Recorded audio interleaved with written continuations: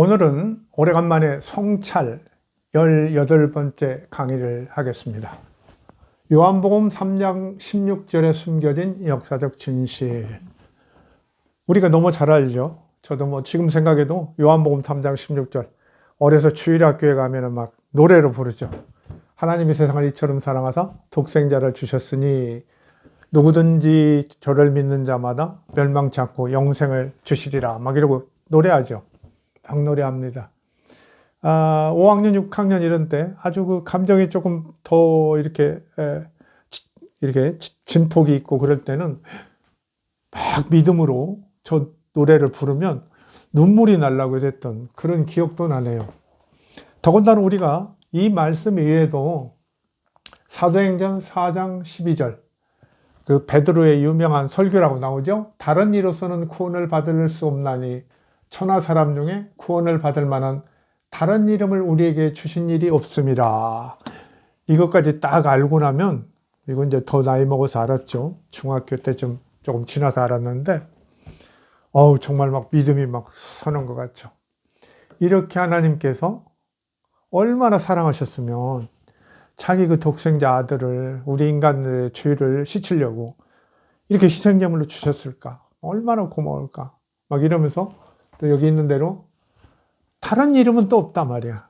우리가 정말 하나님께서 이 세상에서 구원을 주시는 다른 이름은 없다.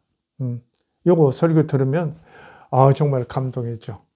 구약 성경을 이제 쭉 이렇게 검토해 보면은 우리가 그걸 알 수 있죠. 메시아, 다윗의 자손, 그러면서 나중에는 이제 인자 이렇게 나오죠. 인자도 나오고 이러는데 이 성경 말씀이 뭐 이렇게 척척척척 뭔가 예수를 향해서 오고 있는 거 그런 걸 우리가 많이 느끼죠. 뭐 미가서 같은 데 보면은 예수님 탄생에 대해서 마치 말한 것처럼 그죠? 베들레헴 에브라다야 너는 작은 마을이지만 내게서 이스라엘을 다스릴 자가 나온다. 이런데 이제 우리가 복음서를 딱 보면은 예수님이 그 베들레헴에 막 태어나죠. 원래 고향도 아닌데 거기까지 와서 마곡간에서 막 태어나고 이런 거 보면은 참 감동스럽죠. 감동스럽습니다. 자, 어쨌든 우리가 요한복음 3장 16절은 그리스도교의 가장 뭐라고 그럴까요? 핵심 어떤 사상, 이념을 잘 표현하고 있는 구절입니다. 너무들 귀하게 여기고 사랑하는데 저도 참 그렇게 늘 여기고 살아왔는데 나이가 먹고 역사적 안목이 뜨고 그렇죠? 이제 종교라는 것이 세상에 미치는 영향력이 흔들흔들하니까 저도 자꾸 이게 문제가 보이기 시작해서 가끔 제가 말씀을 드린 내용도 일부 있겠지만은 언젠가 한번 이걸 정리해서 말씀을 드려야겠다 이런 생각을 했어요. 아주 큰 문제죠. 요한복음 3장 16절을 설교하려고 하는 게 아니라 거기에 숨겨진 정말 중요한 어떤 역사적 진실이 있다. 이런 얘기를 좀 하려고 하는 겁니다. 하나님이 세상을 이처럼 사랑하사 독생자를 주셨으니 이는 그를 믿는 자마다 멸망하지 않고 영생을 얻게 하려 하심이라. 이렇게 우리는 배우고 있지만은 그게 과연 그런가? 그렇게 정말 하나님께서 사랑해서 자기 아들을 막 내어주는가? 나는 아무리 제 아들이 이쁘건 안 이쁘건 간에 그렇죠? 어떻게 남을 위해서 내어주겠어요, 아들을? 도저히 못할 것 같은데? 있을 수 없는 것을 하시니까 하나님이지, 하나님의 사랑이지, 이렇게도 얘기하죠. 그러나, 그러시려면 본인이 나서시지. 본인은 신이시니까 죽을 수 없잖아. 그래서 그렇게, 그 영을, 어떤 그 로고스를 이 땅에 보내서 육신으로 화해서 이렇게 죽게 했지. 십자가에 죽게 했지. 이렇게 얘기해요. 이 얘기를 받아들이는 사람이 믿음이 있으면 정말 받아들여지는 거고, 믿지 않는 사람이 볼 때는 아주 엉터리 얘기죠. 엉터리 얘기예요. 그것도 억지 얘기란 말이에요. 뭐 그렇게까지 하나. 제가 가끔 말씀드렸죠. 그냥 용서한다고 했으면 어떨까. 그냥 인간들, 너희들 그냥 살아가는데 얼마나 수고가 많니. 그렇죠. 요새도 살아보면 수고가 많죠. 얼마나 세상이 시끄럽고 먹고 살기도 힘들고 가족 간의 문제도 있고 뭐 세상 뭐 정치 곳곳에 막 전쟁 힘들어요. 인간이 얼마나 힘들어요. 그러니까 좀 신께서는 그걸 다 아실 테니까 인간들 얼마나 수고가 많니 너희들 다 용서해 줄게. 우리 다 같이 손잡고 천국 만들자. 천국 생활하자. 이렇게 했으면 얼마나 솜씨울까요? 그렇지 않았죠. 예. 그건 마치 이제 산타크루스가 굴뚝으로 온다는 얘기나 비슷한 얘기가 된 거예요. 그런 일이 없는 거죠. 인간의 이런 인간들이 힘써서 애써서 만들어 왔다는 게 그렇죠? 역사를 연구한 학자들, 역사를 또 바라보시는 여러분들이 느끼는 바 아니에요? 여러분의 일생도 그걸 증명하고 있잖아요.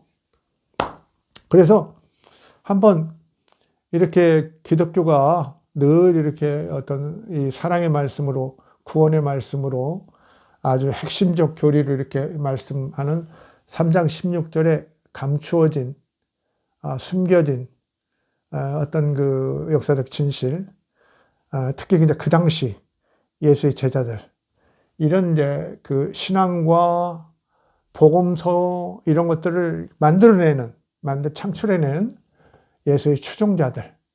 그 추종자들은 알게 모르게 자기들이 모르고도 했고 알고도 했지만 전체적으로 당시 세계사의 추세 그리고 유대가 처한 추세 로마 제국 하에서 유대가 처한 추세 속에서 뭔가 이런 것들을 만들어낼 수밖에 없었어요.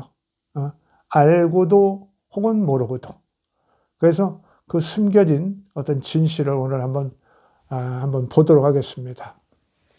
자, 요한복음 3장 16절이니까 뭐 말할 것 없이 요한복음 3장에 있는데 요한복음 3장을 딱 열으면은 니고데모라는 아주 유명한 사람이 나오죠. 바리새인이고 관인인 니고데모라는 사람이 예수님을 밤에 찾아오죠. 바리새인이니까 이제 그 낮에는 사람들 눈도 띄고 그러니까 안 왔다는 거죠. 찾아와가지고 예수님께 묻죠. 어떻게 해야 영생을 얻을 수 있습니까? 그러니까 예수님이 그러죠. 3장 3절 사람이 거듭나지 아니하면 우리가 한번 태어났는데 또다시 태어나지 아니하면 이런 말이죠. 다시 태어나지 아니하면. 이거 굉장히 어렵다고 생각하면 어렵고요.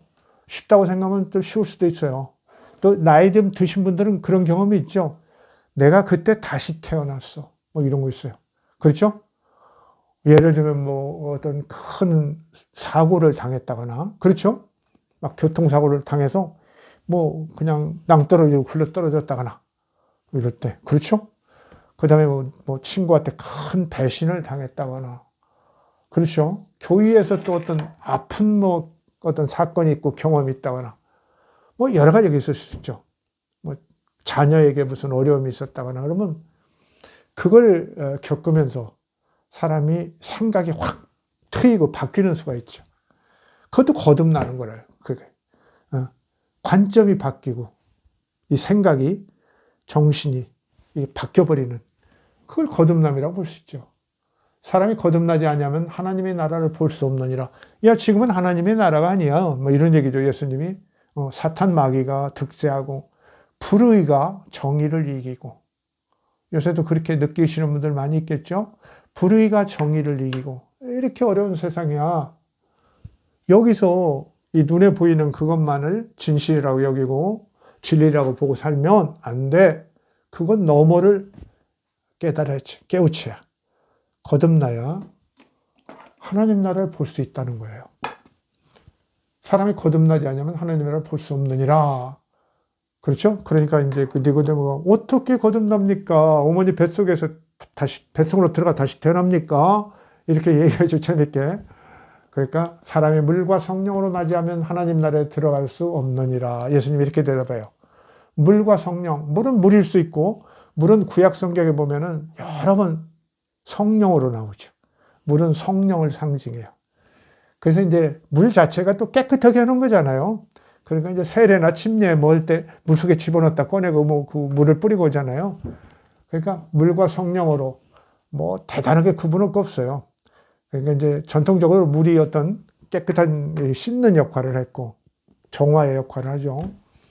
그런데 이제 더군다나 이 시대는 이제 성령이 문제되기 시작한 시대예요. 성령. 예수님이 살아계실 때는 성령이 그렇게 거의 문제가 안 됐죠. 돌아가신 다음에 뭐 마가의 다락방에서 모여가지고 초기 그리스도인들이 막 기도하다가 뭐 성령의 불을 받았다. 이게 이제 사도행전 앞부분에 있는 얘기 아닙니까? 그러면서 그리스도인들이 이제 자각하게 되는 거죠. 뭔가 이게 있구나. 막 이런 거죠. 예수의 죽음과 하나님. 아, 예수는 정말 하나님의 아들이었구나. 그래서 우리를 또 돌보시려고 영을 이 땅에 보내시는구나. 막 이렇게 하는 거죠. 뭐 방언하고 막 예언하고 막 난리죠. 날랄랄라하고 막 이런 일이 벌어졌던 거죠. 그래서 마가의 다락방에 그 성령의 강림이라는 대역사라는 건데, 어쨌든 그 이후니까 요한복음은 말할 것 없이 그런 일이 있었는데 한 70년쯤 뒤에 쓰인 거니까요. 거의 뭐 95년, 100년경에 쓰였다고 보는데, 사람이 물과 성령으로 나지 않으면 하나님 나라에 들어갈 수 없느니라. 그냥 물 뭐 너무 생각하지 말고 그냥 성령이라고 생각하면 돼요. 육체적인 걸로, 육신적인 걸로, 이 세상적인 것만 생각했는데, 이제 영이라는 것이 매우 중요한 시대가 됐단 말이에요. 그렇죠? 이제 사실은 저 뭐 플라톤 같은데, 그리스 같은 데도 이미 벌써 시작됐죠. 뭐 한 400년 막 이렇게 전에 영혼이 막 충실되죠. 영혼. 뭐 푸시케 막 이러고 막 푸뉴마, 영혼 또 푸뉴마 막 이런 거 나오고 그러죠.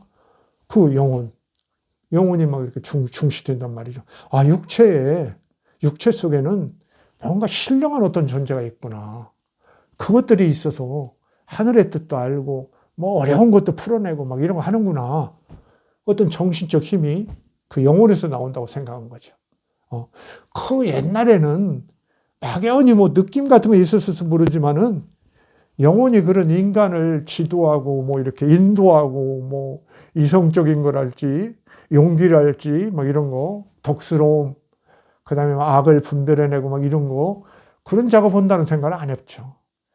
어쨌든 이제 그리스 같은 데서 이제 뭐 물론 뭐 인도나 이런 쪽도 있지만 그리스 같은 데서 적극적으로 영혼 문제가 이렇게 얘기되다가 헬레니즘을 통해서 이제 그 뭡니까? 바리새인들 이런 사람들이 상당히 적극적으로 받아들였죠. 영혼을. 예수님도 이제 받아들였죠. 영이라는 게 있다. 그래서 내 안에 있는 영, 내 안에 오신 하나님, 아버지, 내 안에 계신 하나님, 아버지 막 부르죠. 사실은 그분을 성령이라고 해도 될 텐데, 이제 우리가 신약 성경 같은 데는 구분하니까 아직은 아버지라고 하는 게 좋겠네요. 어쨌든 사람이 성령으로 나지 아니하면 하나님 나라를 들어갈 수 없다. 예수님의 하나님 나라는 원래 이 세상에서 그냥 손에 손 잡고 같이 서로 위하면서 잘 살자 이거거든요. 근데 그것도 어려워요, 사실. 어떻게 이 세상에 살면서 손에 손 잡고 내 건 네 거 없이 합니까? 어려운 일이죠. 그것도 거듭나야 돼요, 사실은. 그렇죠? 그러나 이제 이 신앙운동이라는 것이 자꾸 정신적이고 영적인 걸로 바뀌어가면서, 그렇죠? 그 바울을 통해서 또 마가복음, 마태 누가, 그 다음에 요한복음까지 오면은 이제 아주 성령이 아주 중요해지죠. 성령이 아주 중요해져요. 그래서 그 하나님께서 예수님이 이제 그 하늘나라에 올라가신 다음에 성령을 보내셔서, 사실은 하나님 자체가 성령이기도 하시죠. 성령으로서 역사하시니까 그 성령이 나를 주관하지 않으면 하나님 나라 볼 수 없다. 이런 얘기를 하는 거죠. 물과 성령으로 나지 않으면, 거듭나지 않으면 하나님 나라에 들 수 없다. 그리고 성령을 인정하고 적극 받아들이지 않으면 하나님 나라 볼 수 없다는 거예요. 요한복음이 얘기하는 하나님 나라. 아시겠죠?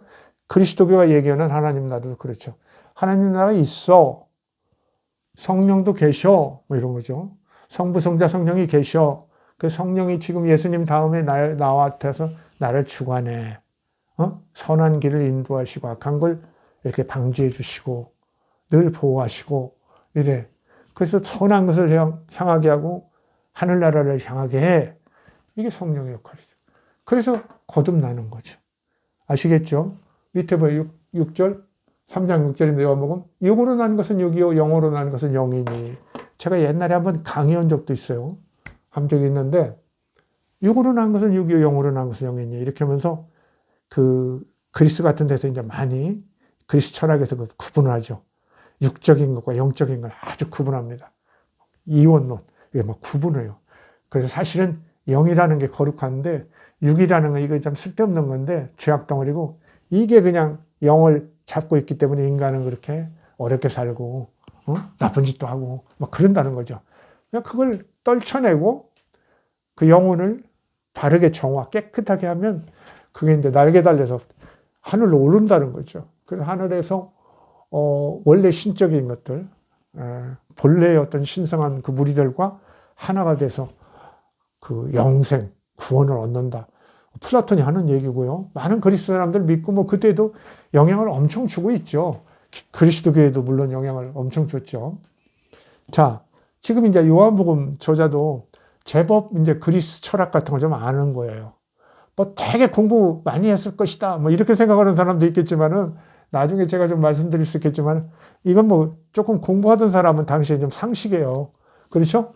우리가 뭐 진화론의 막 논리를 우리가 다 알 수는 없지만 그렇잖아요. 중고등학교에서 배운 그 풍월로도 어느 정도는 알죠. 그러면서 뭐 진화가 어쩌고 창조론이 어쩌고 조금 쓸 수 있는 거 아니에요?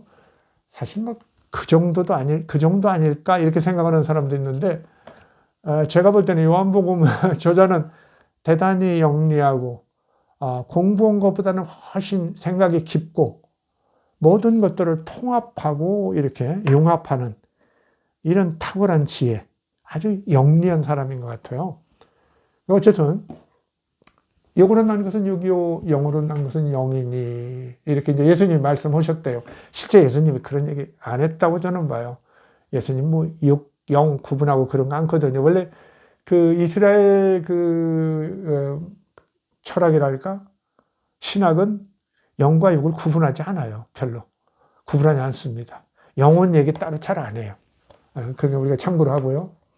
그 다음에 8절 보면 예수님이 그러죠. 그 설명을 하는 거예요. 니고데모한테. 이 사람이 아직도 어리벙벙하고 있어요. 그 사람은 이제 율법의 참 선생이고 그 현실적인 행위나 이런 걸 강조하고 율법 계약을 강조하고 그러기 때문에 영적인 거, 영이라는 거, 새로운 것에 대해서 적극적으로 이제 생각을 안 해봤기 때문에 어리벙벙하죠. 거듭나려면 어머님한테 들어갔다가 다시 태어납니까? 이렇게 물어보는 거 보면 참 순수한 사람이죠. 근데 예수님이 그렇게 말씀하시는 걸로 돼 있죠. 바람이 임으로 불매. 우리가 이제 바람이 분다 이거야. 그 소리는 들어도, 소리 들죠? 쉬 소리 나죠? 어디서 와서 어디로 가는지 알지 못하나니. 성령으로 난 사람도 다 그러하니라. 성령이라는 것이 역사는 하는데 눈으로 보이지는 않는다는 거예요. 역사는 하는데. 비유하자면 그렇다는 거예요. 바람은 그래도 소리는 나지 이런 거예요. 그지? 소리는 나는데 우리가 바람이 분다는 거 알지? 나뭇잎을 흔들고 문풍지를 흔들고 그러니까 우리가 그 바람이 분다는 걸 아는 거 아니야? 이런 얘기예요. 근데 성령은 보이지는 않아. 그러나 성령도 마치 바람 비슷해서 뭔가 역사를 해. 그런 거죠. 이제 여기서 말은 않지만 이제 뭐 방언을 한다든가 예언을 한다든가 막 그런 것도 생각하는 거죠. 영은 보이지는 않지만 역사를 한다. 그래서 보이지 않는다고 해서 영이 없다고 하면 절대 안 된다. 그런 얘기를 하는 거예요. 육과 영을 분명하게 영도 있다는 걸 얘기하는 거죠. 그러하니라. 뭐 이렇게 예수님 말씀하시는 걸로 되어 있어요. 그 다음에 뭐 다 할 수 없으니까 좀 생략하고 13절에 보면은 하늘에서 내려온 인자 이외에는 하늘에 올라간 자가 없느니라. 하늘에서 내려온 인자. 인자라는 것이 어떤 거라는 것도 강의했고 제가 역사적 예수라는 책에도 자세히 썼죠. 제법 열심히 썼어요. 그 하늘에서 온 인자라는 건 이제 다니엘서 7장에 나오는 얘기죠. 하나님 앞에 어떤 분이 계신데 하나님으로부터 모든 권세를 위임받는 분. 그런데 사람의 모습을 하고 있어. 이거 누굴까? 이런 거죠. 그 이스라엘 사람들이 이제 그 메시아를 그렇게 기대한 건데 사실은 그리스도교에서는 이 이제 초기 그리스도인 그런들은 그걸 아주 그냥 영악스럽게 잡아다가 그냥 그분이 예수님이다 그렇게 된 거예요. 그 하늘에서 인자 모습, 사람 모습 보고 있던 그 신성한, 신령한 그 존재가 하나님의 아들이고 그래서 이 땅에 오신 거지. 그래서 예수님의 모습을 하고 있다가 죽은 다음에 부활해서 다시 하나님 곁에 간 거지. 그러니까 다니엘서 7장에 나오는 인자는 하나님 앞에 있는 인간의 모습을 한 천사는 예수님이지 이런 거예요. 근데 예수님이 여기서는 이제 요한복음에서 말씀하시는 걸로 되어 있죠. 하늘에서 내려온 인자 위에는 하늘에 올라간 자가 없느니라. 예수님이 스스로 얘기하는 것처럼 되어 있어요. 내가 인자인데 내가 하늘에서 왔잖냐. 그 세상에는 하늘의 일을 몰라 아무도. 그 영적인 일을 아는 것은 예수 나뿐이야. 지금 이렇게 요한복음이 얘기하는 거예요. 아시겠죠? 하늘에서 안 갔다 와서 아무도 인간은. 근데 어떻게 영이 어쩌고 뭐 영혼이 어쩌고 얘기는 하지만 그거 어떻게 아냐 이런 거죠. 그 영적인 것을 보고 아는 사람은 나밖에 없어. 지금 이런 얘기를 하는 겁니다. 그러면서 이제 그 구약 성경 지식을 또 활용하죠. 모세가 광야에서 뱀을 든 것 같이 인자도 들려야 하리니. 이제 그 광야에서 사람들이 그냥 뭐 말 안 듣고 수군거리고 자꾸 반발하고 그러다가 그렇죠? 불뱀이 나와서 막 물어 죽이죠. 사람을 그 징계를 하는데 그때 그 이제 모세가 그 청동이죠. 노수로 이제 그 뱀을 만들어서 이렇게 들고 이걸 봐라. 그러면 산다. 이랬다고 그러죠. 참 지금으로 말하면 참 믿거나 말거나죠. 그렇죠? 어떻게 막 불뱀이 와서 물어 죽이는데 에? 뭐 노수로 만든 뱀을 쳐다보면 사나. 그 이제 구약 시대에는 그렇게 하나님의 명령, 모세를 통한 어떤 하나님의 명령, 지시와 명령을 순종하면 산다는 걸 얘기하려고 그렇게 한 거죠. 요새는 뭐 믿어주는 사람은 믿겠지만 대부분 그거 좀 옛날 얘기 같죠? 그렇게 볼 겁니다. 그런 게 있어요. 그걸 이제 가져다 얘기하는 거죠. 모세가 광야에서 뱀을 든 것 같이 인자도 들려야 하리니. 들린다는 것은 이제 십자가에 이렇게 들린다는 얘기예요. 아시겠죠? 원래 들린다는 말이 이제 그 아람어로 보면은 십자가에 못 박히다와 들리다는 말이 거의 같다고 그래요. 비슷하다고 그래서 인자도 들려야 하리니. 인자 그 십자가에 못 박으면 땅바닥에서 보면 들리죠. 위로 들리죠. 뱀과 같이 들리는 것다. 그게 이제 예수님이 죽어서 이렇게 십자가에 달려서 이렇게 들린 것이 마치 광야에서 이제 모세가 노뱀을 만들어서 봐라 그러면 산다 한 것 같다는 어떤 이제 종교적 근거, 연원을 대려고 이렇게 딱 갖다 붙인 거죠. 아주 그냥 뭐 요한복음에만 나오죠, 이 얘기는. 그렇죠? 아주 대단한 얘기죠. 자, 15절. 이는 그를 믿는 자마다 영생을 얻게 하려 하심이라. 내가 하늘에서 이렇게 왔는데 나를 이렇게 십자가에 못 박혀서 이렇게 들리게 한 거, 죽게 한 것은 그를 믿는 자마다 마치 모세가 광야에서 뱀을 들어서 살린 것처럼 영생을 얻게 하려 하심이라. 근데 사실 이게 이제 우리가 보통 성경책에는 이는 그를 믿는 자마다 영생을 얻게 하려 하심이니라 그랬는데 그 원어로 보면은 그죠?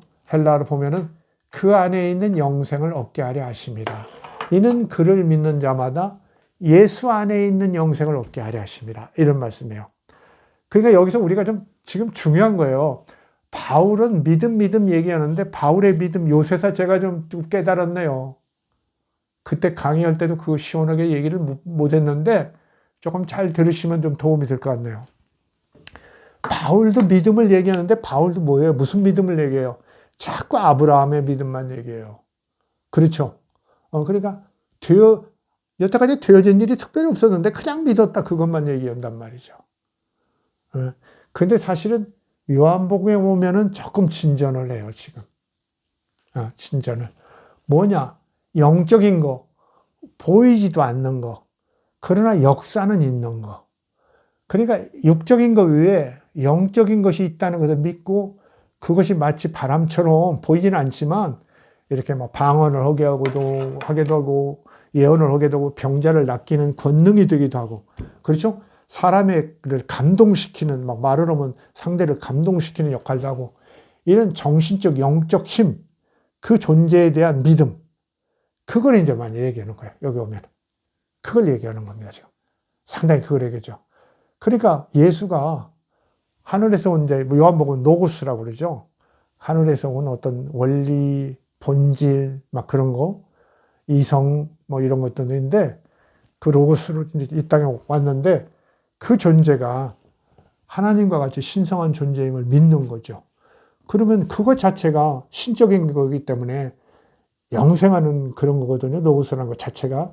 그렇기 때문에 그 안에 있는, 예수 안에 있는 영생을 믿음으로 그 영생을 얻을 수 있다. 이렇게 그야말로 믿는 거죠. 믿는 거예요, 정말. 그 믿음은 보이지 않는데 그것을 우리가 어떻게 인정하냐, 영적인 거 이런 걸 어떻게 인정하냐 할 때 그 영적인 것이 있다고 확신하고 따름으로써 그와 같은 어떤 효능, 그 권능을 나타낼 수 있다, 볼 수 있다. 그런 믿음인 거죠. 지금 그런 믿음을 얘기해요. 그래서 예수를 믿는 자마다 예수 안에 있는 영생을 얻게 한다. 예수를 어떻게 믿냐? 저분은 하나님의 아들이고 하나님의 노고스다. 하나님의 본질이고 그의 독생자다. 신의 독생자고 신의 노고스니까 영생이 있지. 그 영생을 믿으면 어떻게 될까? 안 믿는 것보다는 믿으면 훨씬 그 믿음으로써 서로 믿으면 어때요? 우리가 인간 사이에도 믿음이라는 게 놀라운 거죠. 믿음은 놀라운 생명력을 나타내죠. 그죠? 부부간에도 믿음이 없으면 어때요?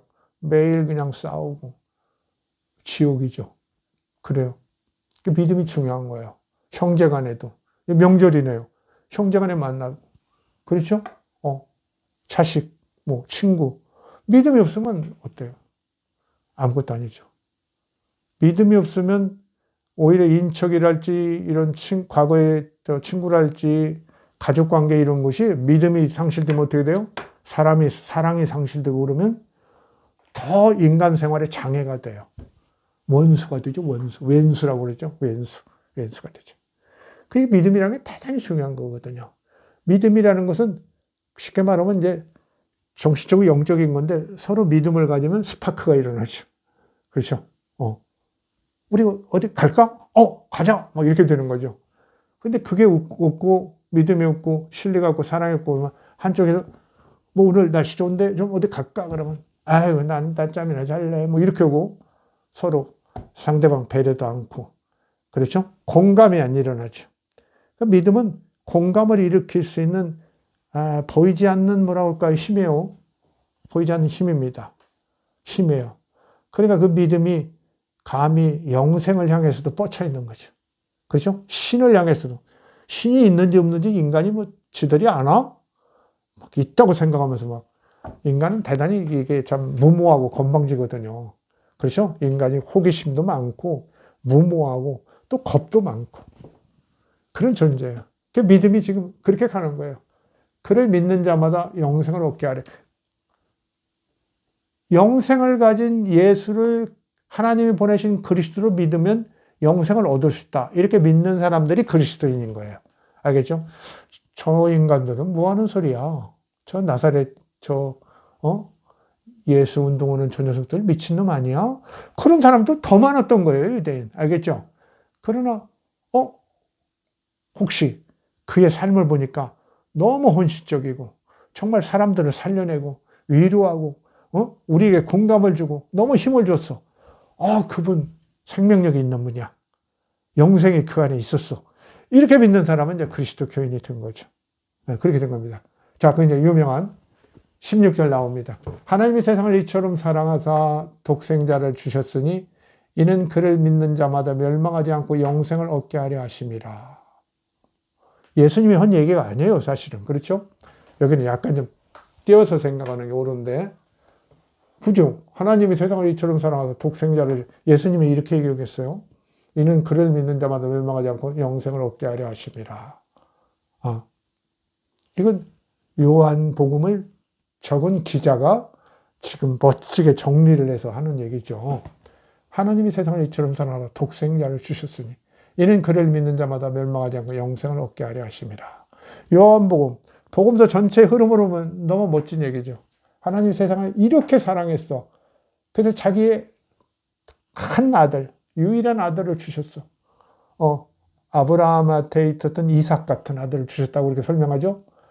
사실 독생자는 좀 다르게 볼 수도 있는데 성부가 인간화한 존재, 성자로 태어났기 때문에 유일신이 성자로 태어났기 때문에 독생자라고도 해석할 수 있을 텐데 또 그냥 인간적으로는 아브라함이 이삭을 바치는 그런 걸 또 생각할 수 있는 거죠.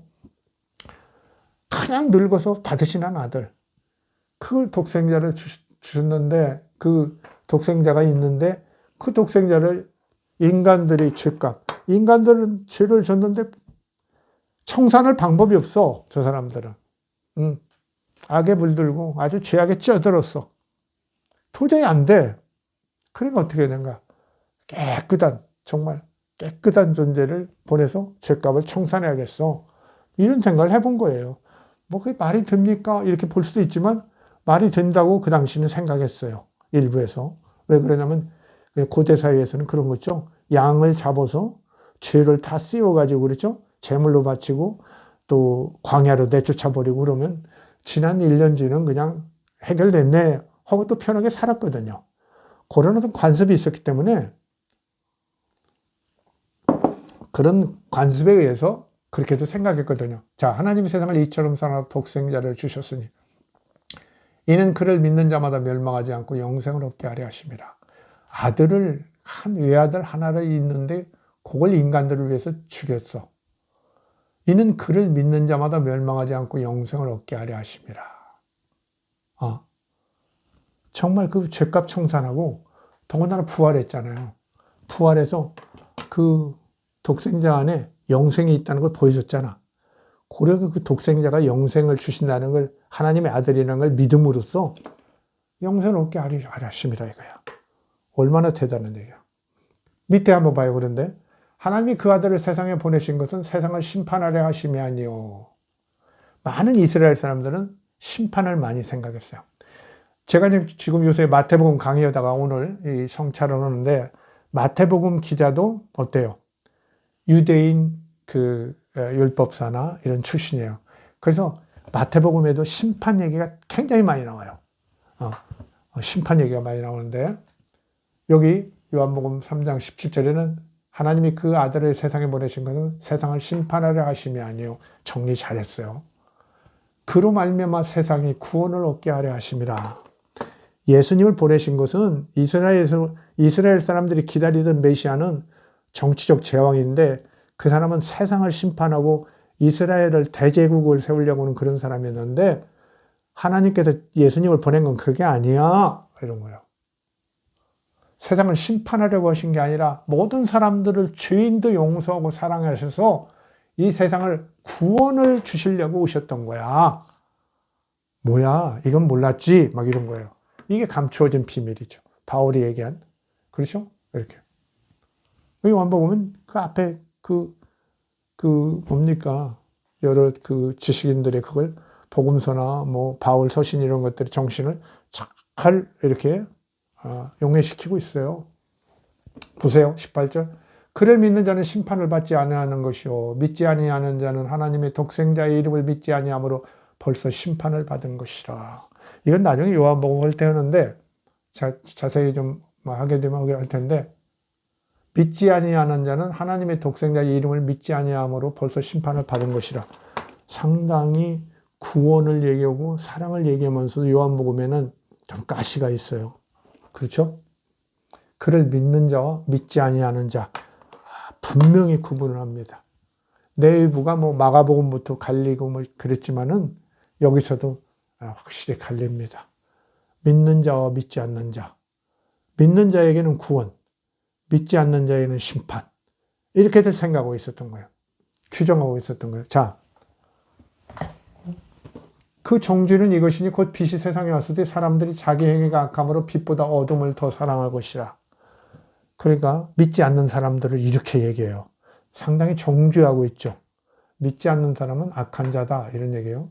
악을 행하는 자마다 빛을 미워하여 빛으로 오지 아니하나니 이는 그 행위가 드러날까 함이요. 그래서 요한복음도 상당히 그 대립적인 세력, 악한 세력들, 유대계 그 유대인들, 유대교의 지도자들이랄지, 그 다음에 조금 나중에 보면 이제 약간 영지주의자들, 가연서를 주장하는 그런 사람들 때문에 상당히 시달림을 많이 받은 그 공동체인 것 같아요.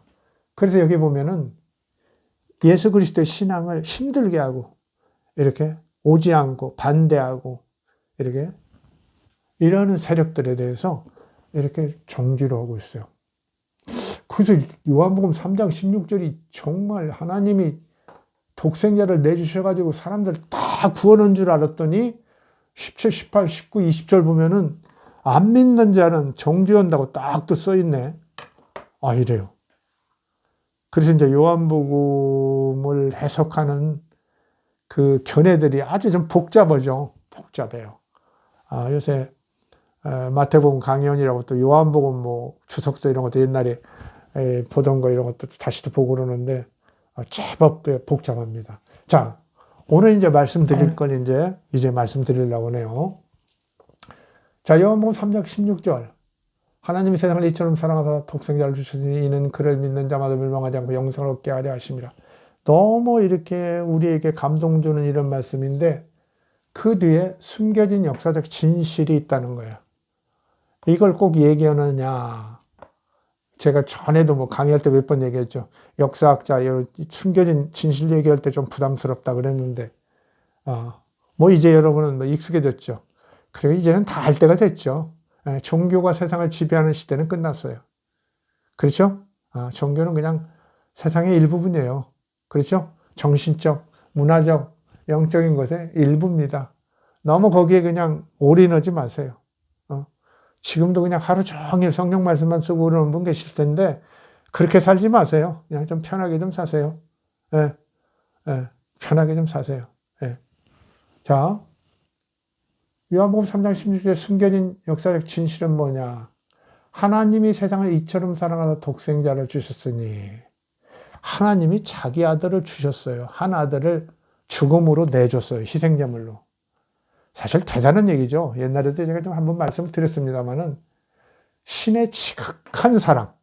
우리는 이걸 신의 지극한 사랑이라고 얘기하는데 내용적 진실은 역사적 진실은 사실 신의 굴복이에요. 앞에 신의 여호와 신, 유대교의 신의 사실은 굴복이에요. 왜 신이 자기 아들을 내어줍니까? 유대교에서는 인정하지 않아요. 예수 그리스도를. 그렇죠? 어떻게 하나님이 자기 아들을 내어준단 말이냐. 죽게 희생제물로.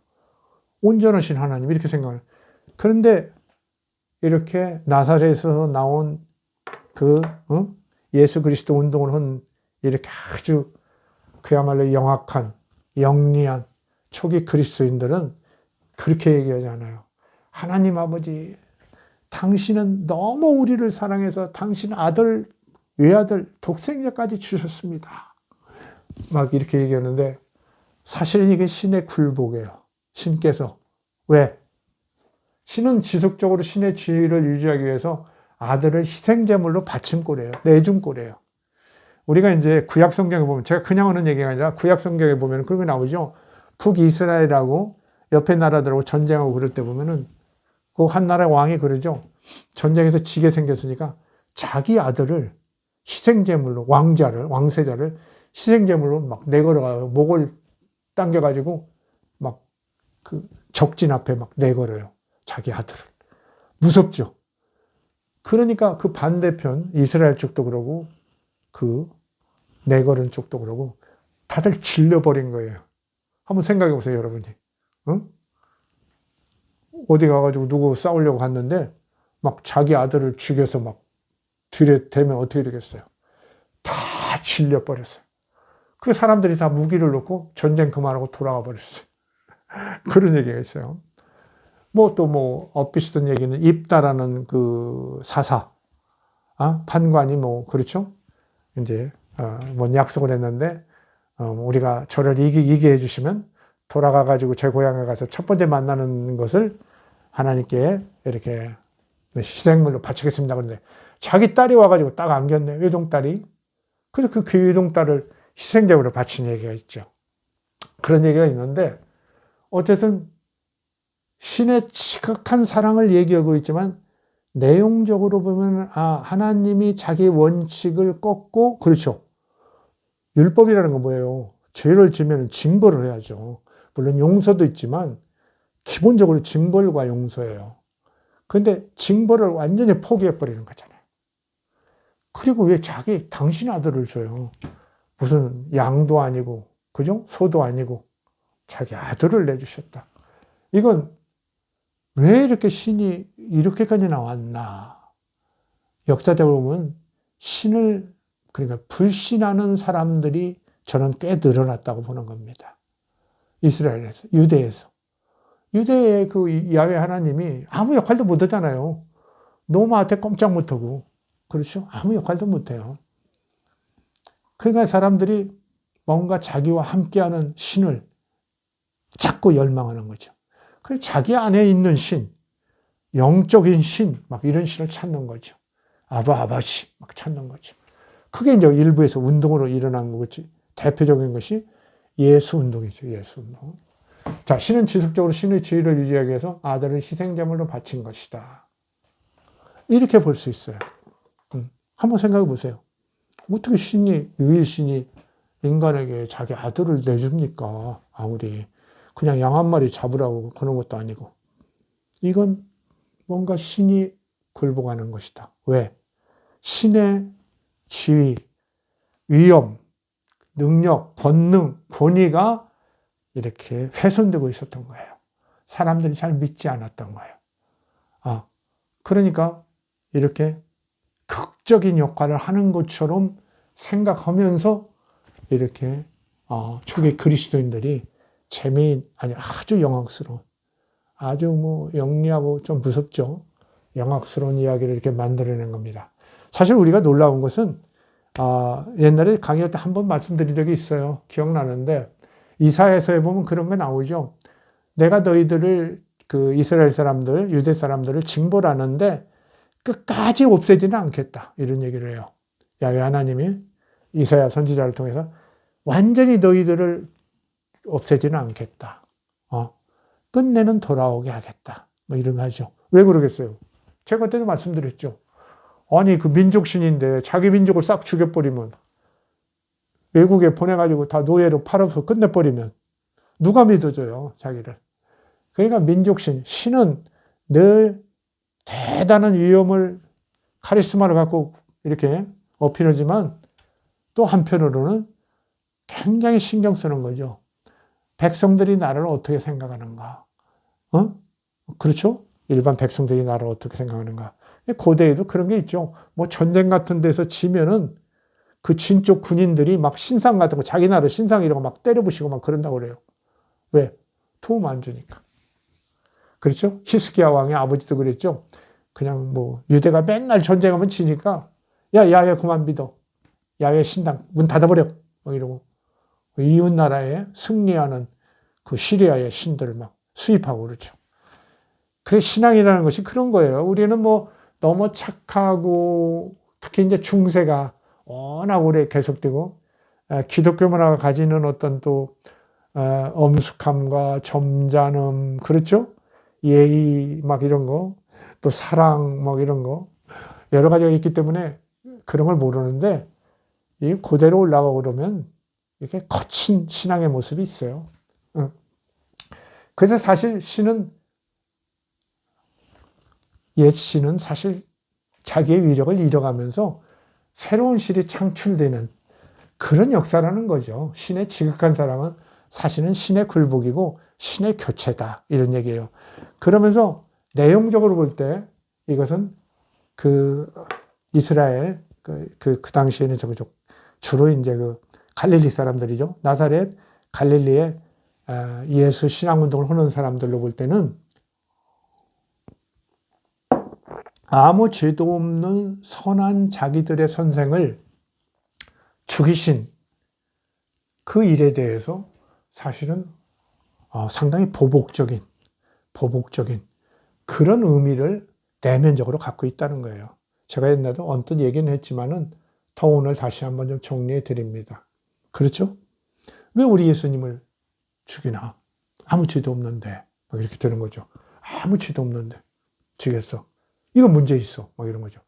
이유를 제기한 거죠. 그래서 죽지 않으셨어. 막 이렇게 되는 거죠. 살으셨어.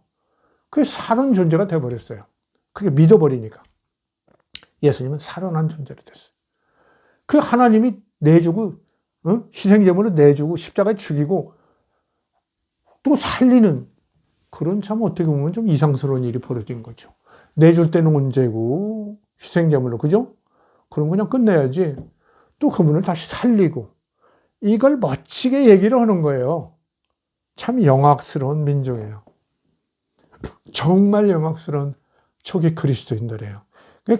초기 그리스도인들이 이렇게 대단히 영악스럽기 때문에 영리하고도 즐기고 만만치 않았기 때문에 그렇게 노말할지 유대교 다른 그런 세상 사람들의 압박을 이런 걸 다 물리치고 불과 막 몇백 년 만에 노말을 그냥 점령해버린 정치적으로 점령해버린 대단한 사람들이에요. 그 정신력 우리가 좀 평가할 필요가 있습니다. 그럼 두 번째는 여기서 이제 이 요한복음 3장 16절 뒤에 보면은 이는 그를 믿는 자마다 멸망하지 않고 영생을 얻게 하려 하심이라 이러는데 이것은 아까도 언뜻 얘기했지만 영적 존재를 믿음으로 영적 존재가 될 수 있다는 당시 그리스 철학이랄지 헬레니즘 철학 거기와 이제 같은 거죠.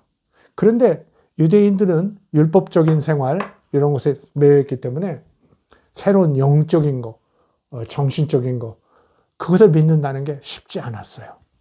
그러니까 어떻게 보면 유대의 변방에 살던 이방의 그 영향을 많이 받던 그렇죠? 나사렛이나 그 갈릴리 이런 사람들, 그 다음에 저 바깥에 사는 그렇죠? 디아스포라라고 그러죠? 그 이방에 살고 있는 유대인들 이런 사람들, 그 다음에 이제 또 그 다른 이방인들 이런 사람들이 이렇게 쉽게 당시에 영혼이랄지 영 이런 걸 믿고 막 그러니까 쉽게 이 믿음을 받아들여서 그럴 수 있네 이렇게 되는 거죠. 신의 아들이 오셔서 그렇죠? 죽였지만 죽을 수가 없지 신의 아들이니까 살아나셨지 이런 거죠. 하늘나라에 올라가셨네. 신께서 왜 보내셨을까?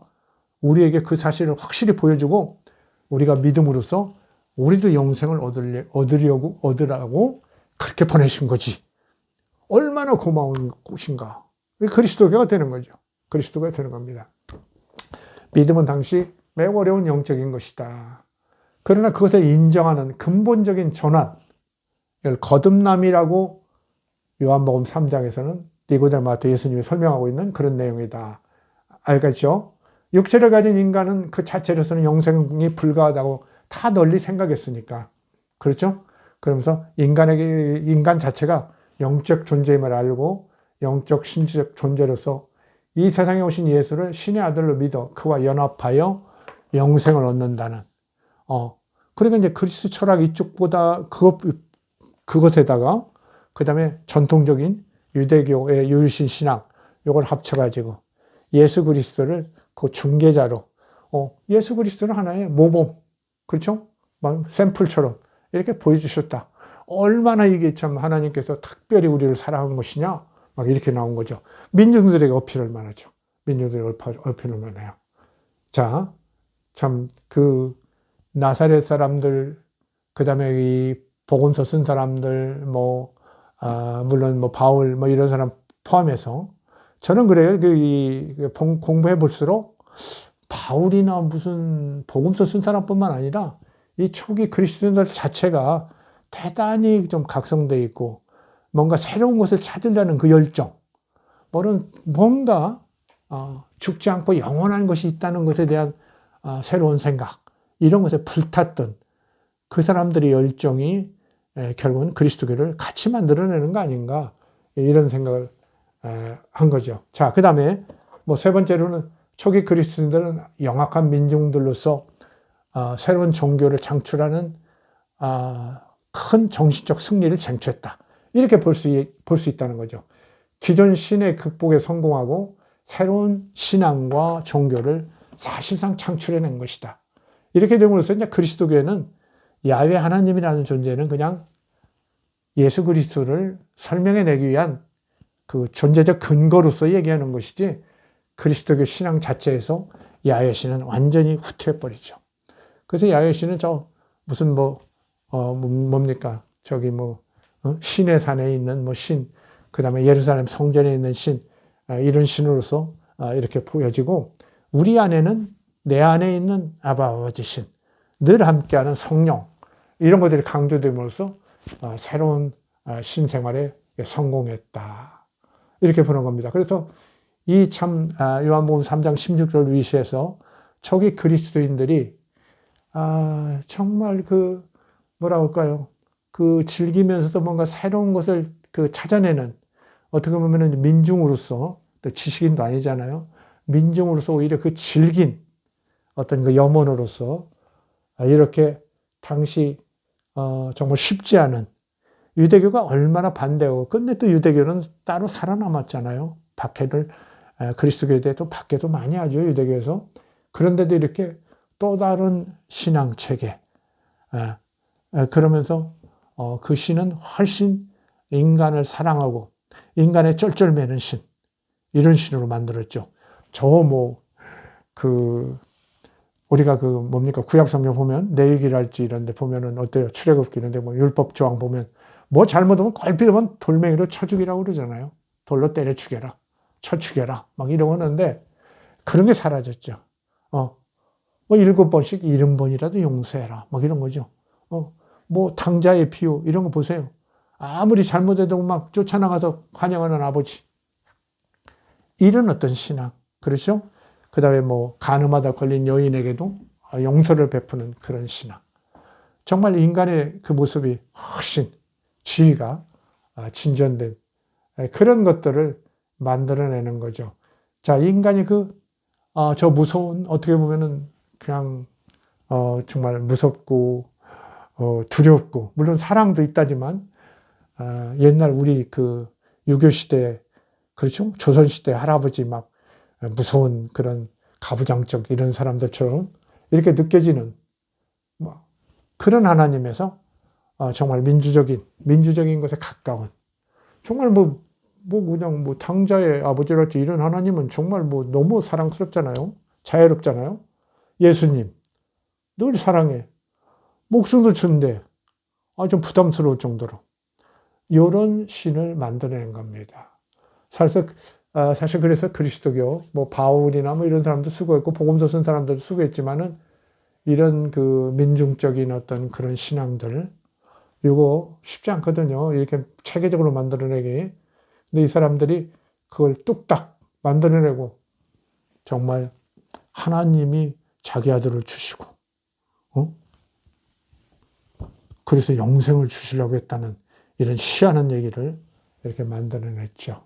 참 이게 작은 거지만 요한복음 3장 16절의 숨겨진 역사적 진실은 초기 성도들의 어떤 역사적 공헌, 그들 지금 그리스도교가 아무리 비판받고 문제가 많이 있다고 하지만은 당시로서는 AD 1세기의 그 상황에서는 대단한 인간 해방을 향한 대진전을 이루었다는 사실, 여러분이 기억해 주시기 바랍니다. 감사합니다.